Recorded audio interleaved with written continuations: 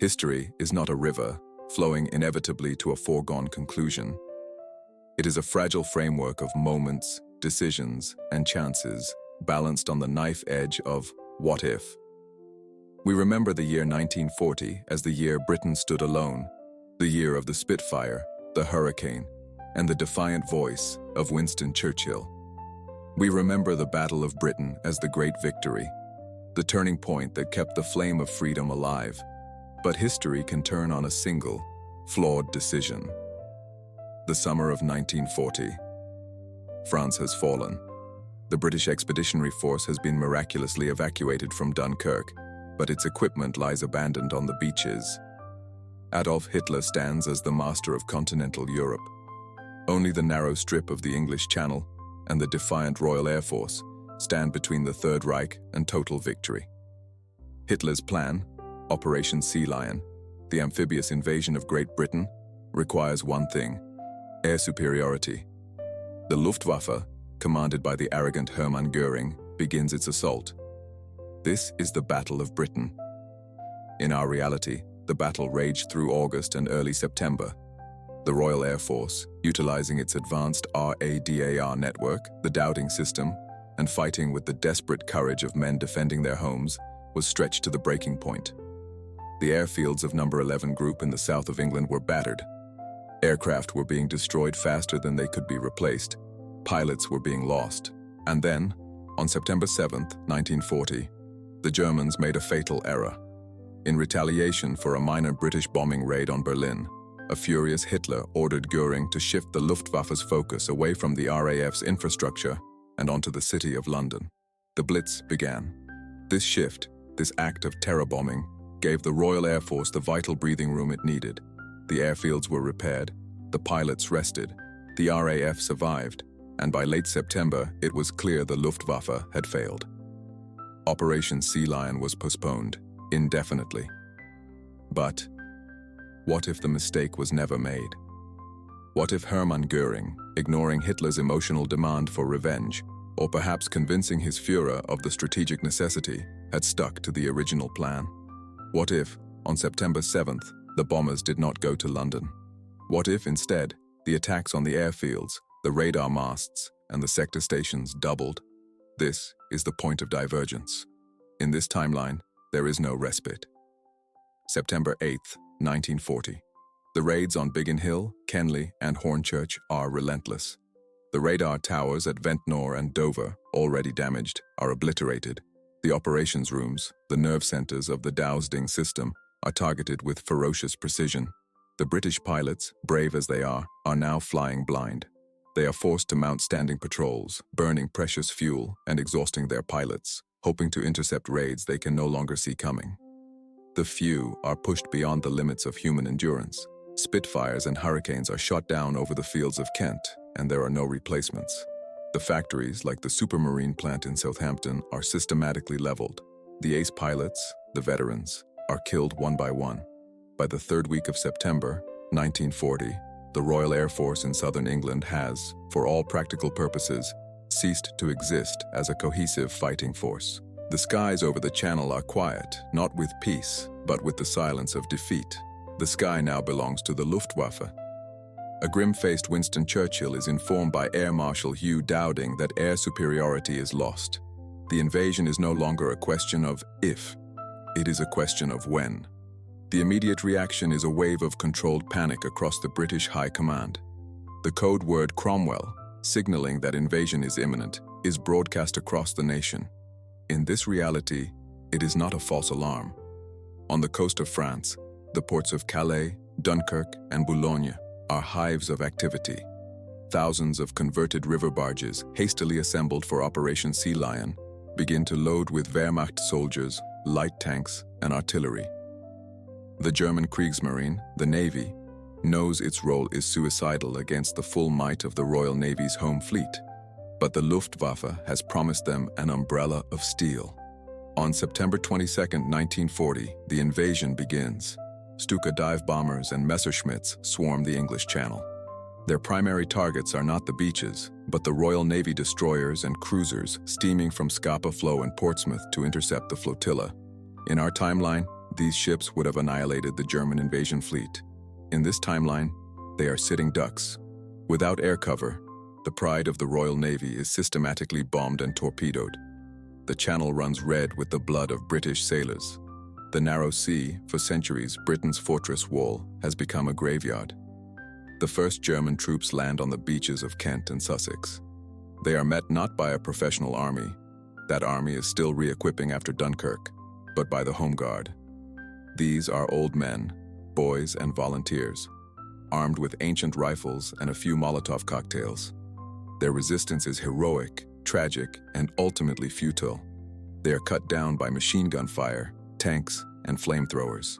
The Wehrmacht, battle-hardened from its victories in Poland and France, pushes inland. Within 48 hours, they have established secure beachheads and captured the crucial ports of Dover and Folkestone, allowing heavy armor to be brought ashore. How do the leaders react?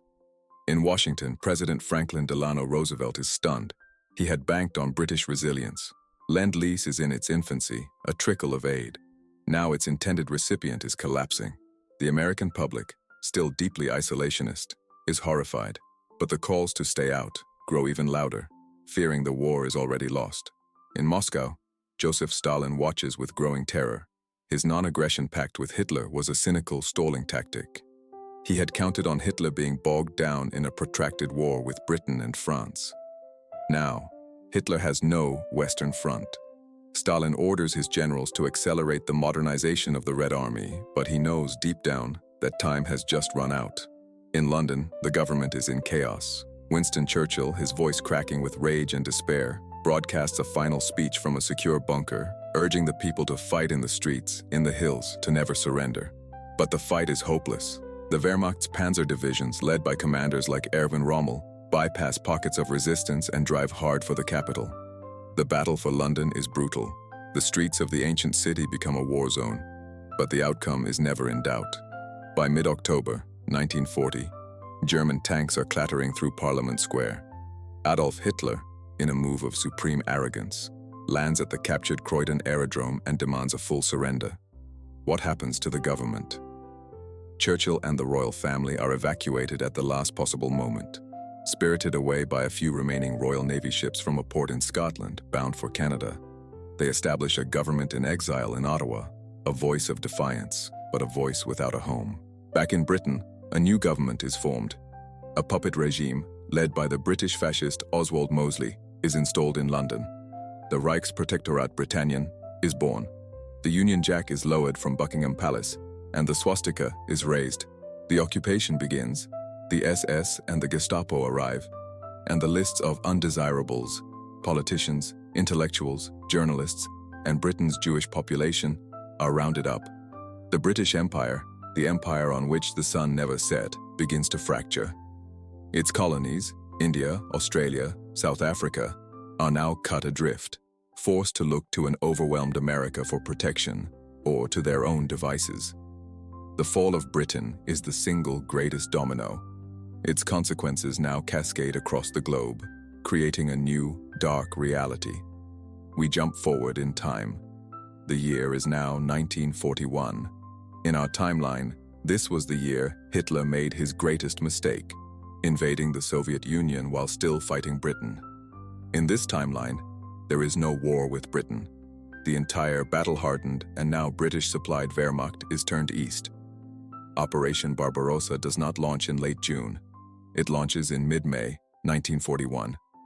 The weather is perfect. The German armies have access to the captured oil reserves of the Middle East, secured via a now German-controlled Suez Canal. The Royal Navy's Mediterranean fleet, without a home base, has been defeated. Rommel's Africa Corps, instead of being a sideshow, becomes a main thrust, capturing Egypt and Palestine. When the invasion of the Soviet Union begins, it is with twice the men, twice the tanks, and twice the aircraft. The Red Army, despite Stalin's desperate preparations, is shattered. The German advance is not a blitzkrieg, it is an avalanche. Kiev falls in July. Leningrad is not besieged, it is captured. By the winter of 1941, a winter that does not save Stalin this time, German troops are not freezing on the outskirts of Moscow. They are parading through a burning Red Square. Stalin is either dead, executed in the Kremlin, or has fled to Siberia, leading a shattered remnant of a state. And what of the United States? On December 7, 1941, just as in our timeline, the Japanese Empire attacks Pearl Harbor.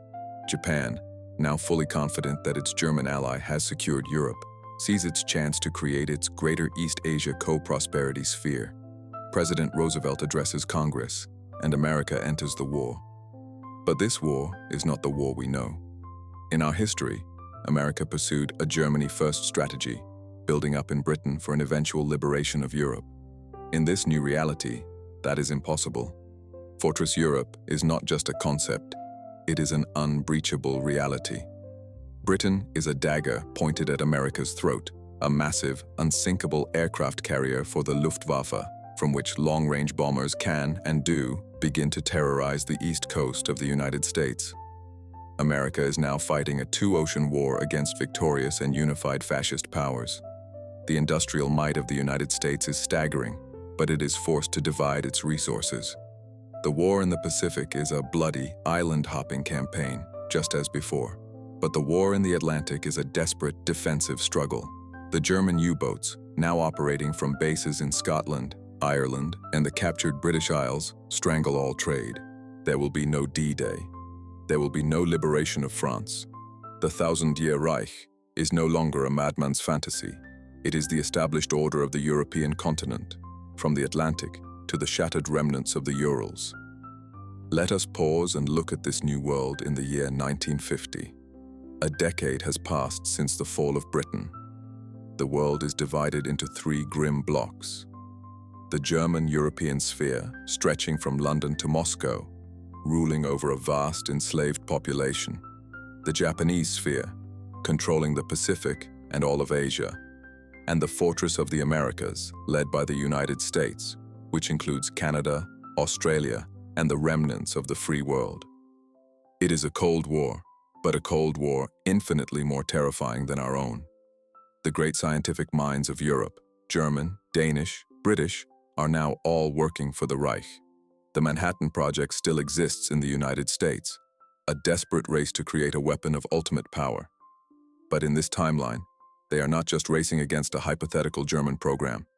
They are racing against a real one, fueled by captured resources and brilliant captive minds.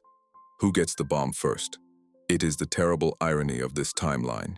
The United States, in 1945, just as in ours, develops the first atomic bomb. But where is it to be used? Japan?